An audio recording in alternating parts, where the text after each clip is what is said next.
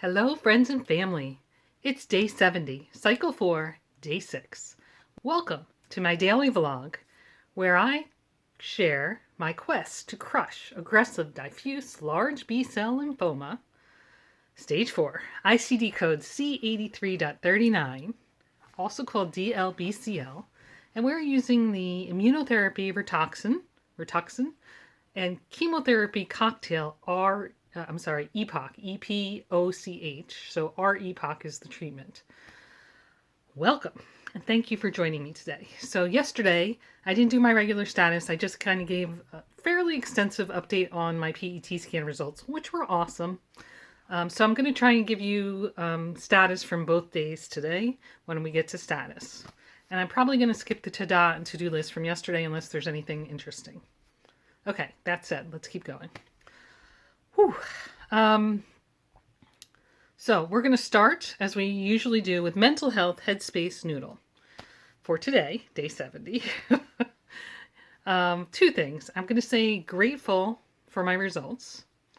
All indications, as I mentioned yesterday, are that the therapies are working. And basically, it's worth what we're going through because hopefully I'm coming out the other end and have many, many good days to come. So very grateful. On the other side of that, I'm powering through the worst right now. Last night wasn't good. Today wasn't great, but it's better than the alternative and we know it's working. So we're just going to roll with it. So that's kind of my headspace right now. Grateful and power through. Just put one foot in front of the other, right? So we're going to do one of these pretty cards. For my quote today, nothing special. The secret of our success is that we never give up. Wilma Mankiller. Right? So I had many lovely comments on social media and texts and on YouTube and all the places about how great the news is. And it is definitely good. But there was a couple messages from close family that said, thank you so much for fighting so hard. And I thought that was interesting. I don't really know any other way to be. So I was like, well, I'm fighting no matter what. I'm not ready for any other alternative. But it was interesting. And then that made me think of this quote, never give up. So I thought that was good. Kind of appropriate. I'm sure tomorrow's quote will be something about putting one foot in front of the other because the days are getting more challenging. But we're going to work on it. Okay, so that is my quote for today. Sorry, not a lot. Since we're going to go over a lot of status, I figured we'll try and keep this short. As always, if anybody has any questions or needs any clarifications, please do let me know in comments or direct message, etc. Email. If anybody has any questions about exactly what I'm going through or any details you'd like that I haven't shared, I'm happy to share them. All right, so what did I do today? I worked. Not as productive as I would have liked again. Many more meetings than I expected. I thought I was going to do a half day. I ended up working like 5.5 hours. So that was pretty good. And I'm maybe over the next 2 days, I did schedule off the next 2 days, but I'm considering if I have an hour or two on each day where I feel okay, I might sit down at my desk for a few minutes. We'll see. I did take Hoff to the doctor as scheduled. I did go in for my Neulasta shot. They did mention that I maybe can try and get the Onpro, like that. They put it on you your last day of chemo and you don't have to go back into the office. So I'm going to send in, that's in my to-do list. I'm going to try to send an email tomorrow to my insurance case manager and see if that's something I can switch to. So we'll see about that. That would definitely help me because day 6 or 7, depending on how it falls, is usually pretty rough for me and not having to go to the doctor would be nice. I do have a robotics call today. I'm going to try and muscle through that. I haven't gone yet. I'm recording a little earlier than usual. And I have been working yesterday and today to make sure that my fluid intake is high and we're flushing the bladder and the kidneys as needed. So that's what I accomplished today. I have not done any charity miles, but I might try to do some later. And I neglected to check the volume of miles that we walked today. Yesterday we were at 138, but I will put it on the screen. And again, I did notice when I looked today that we're up to 12 folks on our team and I can see 11 of them, so great. I'm not so excited about the numbers or any of that. The thing that most excites me is that I've somehow encouraged you all to move. So that makes me very happy because very important to me that we move and keep our bodies moving. And so we're accomplishing something by the fundraising that we're doing with our steps or walking. running or bicycling or whatever we're doing, but I'm just so happy that you're moving and you're doing something good for you. So thank you. Okay, let me get into, so that was my to-do list. Let's get into the to-do list for tomorrow. I only have 3 things written right now. Rest, wake when I wake. I'm not going to make any efforts or commitments to do anything before I'm ready to get out of bed tomorrow. That's my plan. So any work I do is contingent on resting until I'm ready to get up. I'm going to email the case manager, which I mentioned. And my last is that I might work. Might not. We'll see how that rides. There is a robotics call tomorrow. We'll see if I'm up to it. I haven't even put it on my list, so that's a maybe. And that's it for my to-do list right now. I'm definitely in that slow period, and I'm going to just listen to my body and move slow. Slow as I need to not upset it. Today I had an angel delivery. Someone picked up my pharmacy stuff, or Bill's pharmacy stuff, and delivered some extra chocolate with it. We're getting a lot of chocolate. I'm not sure that's a good thing for us. I mean, we like chocolate, but not sure that's a good thing. But thank you. All right, so that is it for my angel delivery. So if you just came for the story time, we are done. Not too much stories today, sorry. We're going to spend more time on status, and I'm just low energy, so I don't have a lot to tell you about. If you want a story, I'm going to connect, if you haven't seen it yet, my PET scan results over here somewhere. And they'll be available, and I'm going to also put them in the description. I think I have a few videos on different things, so I'll make sure to do that as well. So if you haven't seen it yet, you can see the PET scans that I talked about yesterday. The scan was last Thursday, and I didn't get the results till early this week. Okay, so let's talk status. Thank you again for those who came, and we'll get into status. So I'm just going to try and look at 2 days of status here. Let's see if it works. Sorry about the shake. All right, looks like I might have to hold this. Okay, so we're going to start with the nausea. I'm sorry, eating. Status.Eating. Yesterday, I took meds in the morning. I took meds at night, and I think I took one during the day, and the nausea was real. And particularly real when they were poisoning me with the Cytoxin. Like, that is miserable. Today, the nausea is even more real. So I'm trying to figure out how to do this for status. Maybe I'll go through today totally and then do yesterday. Or maybe we don't even need yesterday. Let me see if there's anything of interest. I think yesterday was fairly unremarkable. I'm just looking through the status. Sorry, guys. I did make 8,500 steps yesterday. Sleep wasn't great. My ins and outs were almost even, and maybe I'll show ins and outs for both these on the screen so you can see them if you're interested. But otherwise, nothing particularly remarkable. And then I didn't really talk. I talked maybe a smidgen yesterday, but yesterday was my last day of poisoning for cycle 4. So I finished my fanny pack bag around 2 o'clock, and then I went into the center at like 3 or 3:30, and they pushed the last bit of chemo. And so I am done with the poisoning, and now I'm on to the healing segment of cycle 4. So now is the work to focus internally and heal thyself from the poison. So that's what I'm focused on. So I think that's probably a good summary of yesterday's status. And then, of course, all the PET scan drama. Not getting my live up and all that other stuff. All right, so let me talk about today. We're done with yesterday. Let's not worry about yesterday. Okay, today. Eating status. The nausea is real. I took medicine. I took Zofran, anti-anemic, as soon as I woke up this morning. I've taken it once this afternoon, and I will take it at bedtime. I can take it 3 times per day. I have another anti-anemic that I will also take at bedtime. So hopefully that will keep everything at bay. I have been able to eat today. I had my oatmeal. I had some pasta earlier. Don't think I'm going to have any heavy meals for the rest of the day, but maybe scrambled egg or something and little snacks.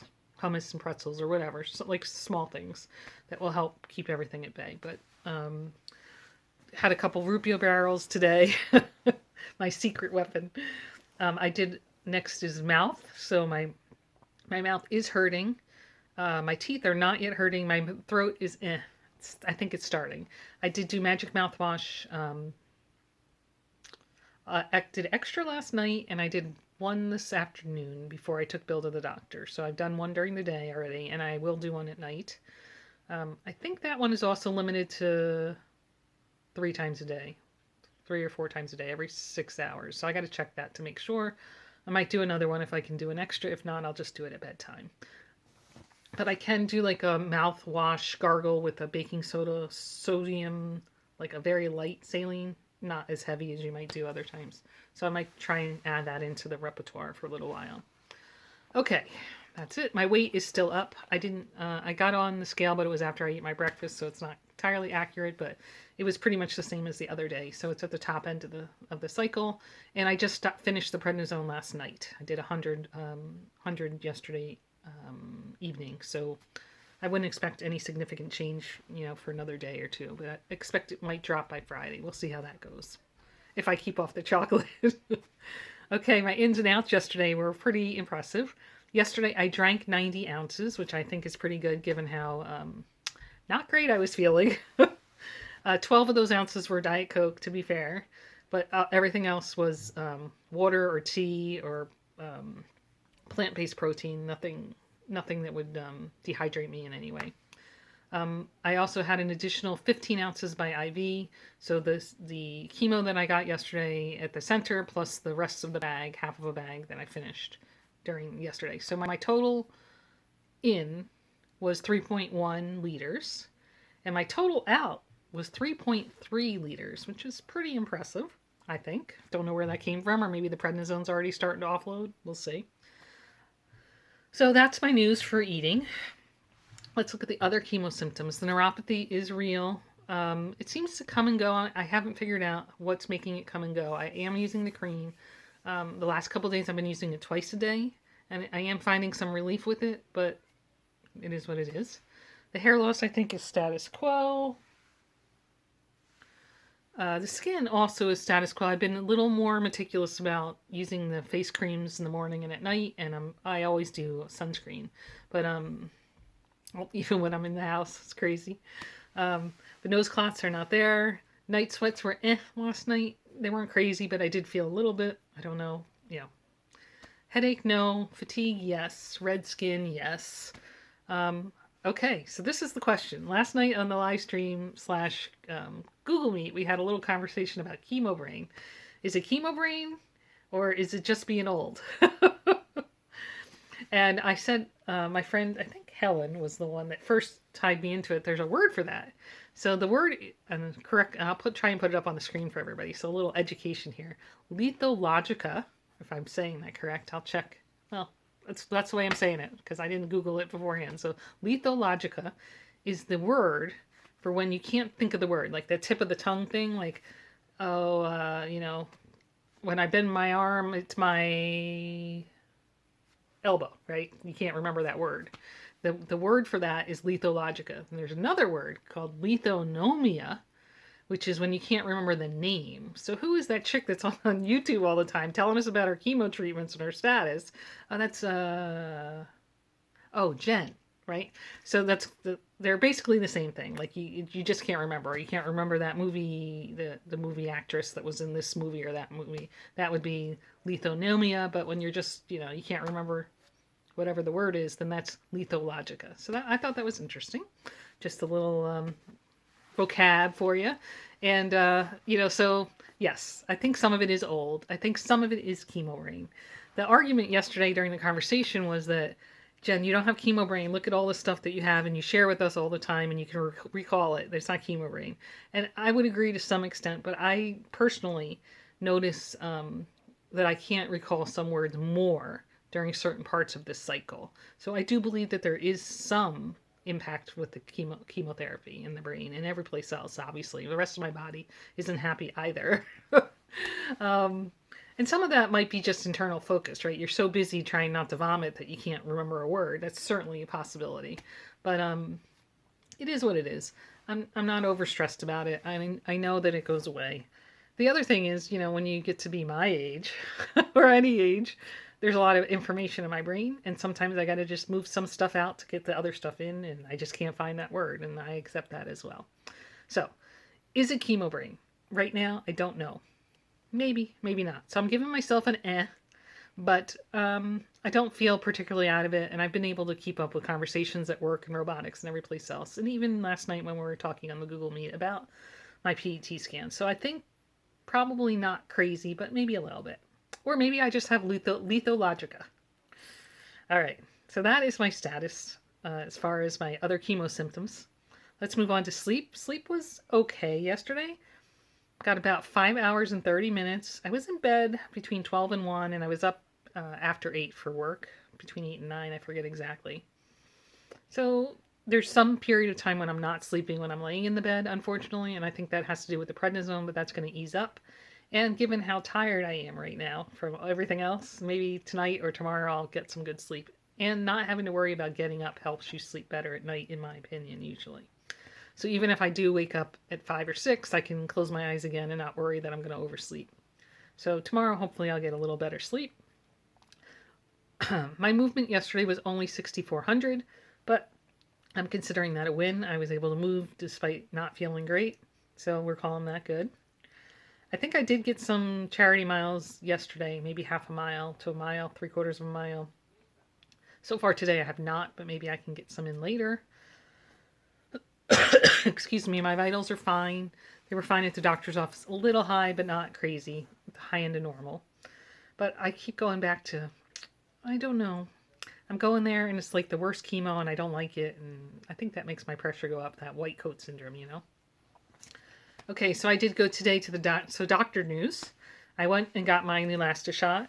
I've already mentioned I'm going to contact the insurance company to see if I can switch. I think it's called On Pro or On Body or something, where they put like a patch or a pod on your body and it automatically dispenses the medication over 24 or 48 hours instead of having to go back. So fingers crossed on that one, that I can maybe change to that. I can't imagine it's much more expensive than the shot because I don't even want to tell you how much the shot is. It's ridiculous. Just saying.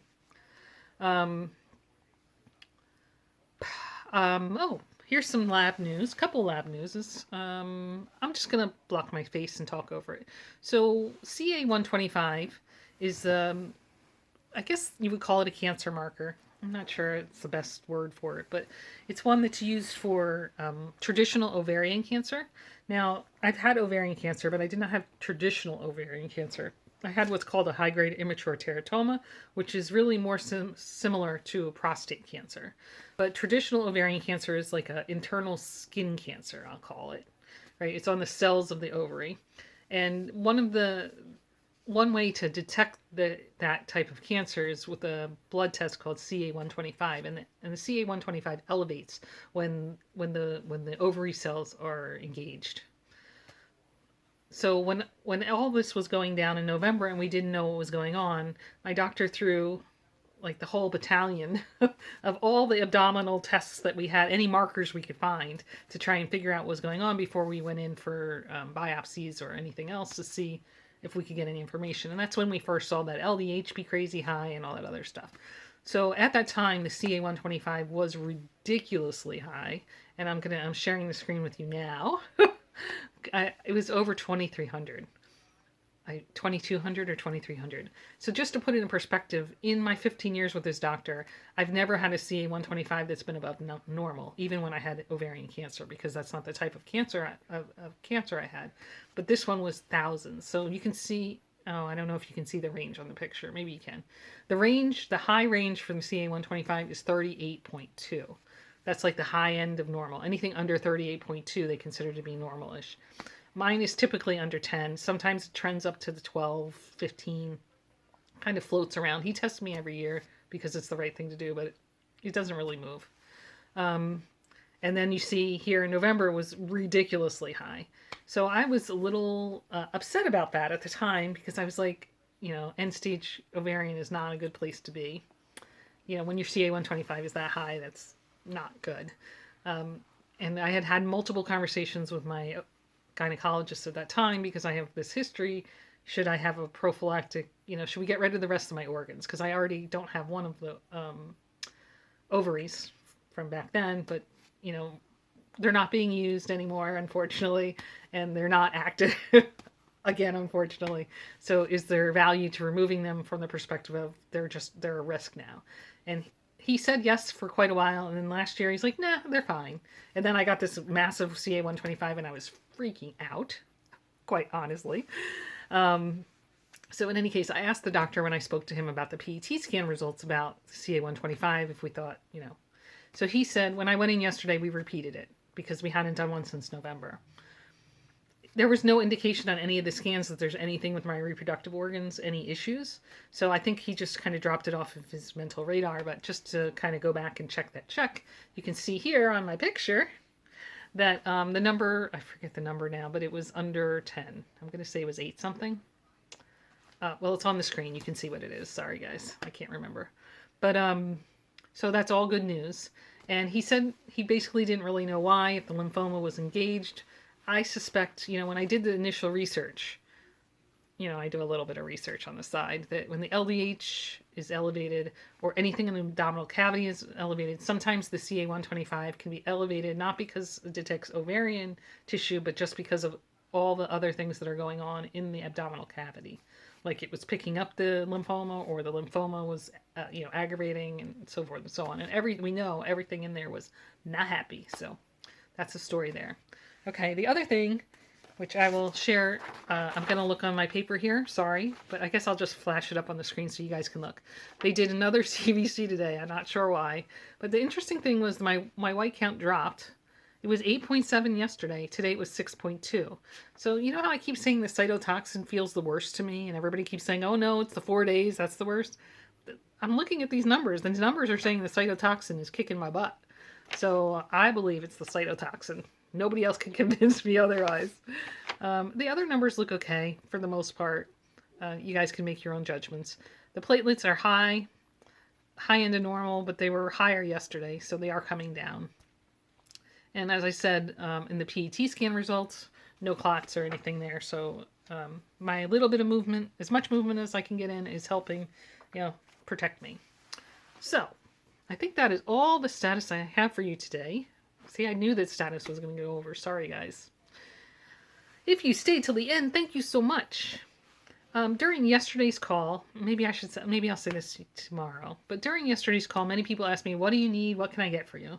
And I've heard it before, and I guess what I want to say, and I'm going to say it again tomorrow, so thanks for listening twice, because I should have said it earlier before I let the other folks go, is just knowing all these people, that I have this whole army of folks that are behind me and lifting me up and cheering for me and coming along on the story, even if I'm not interacting with them on a regular basis. They're listening to my story, and they want me to succeed. That is helping me. That is the best gift that you can give me, and I really, really appreciate your love and support and the way that you're uplifting me and my family, and I really appreciate it. So thank you so much. Love you. Remember, every day is a gift. Live it.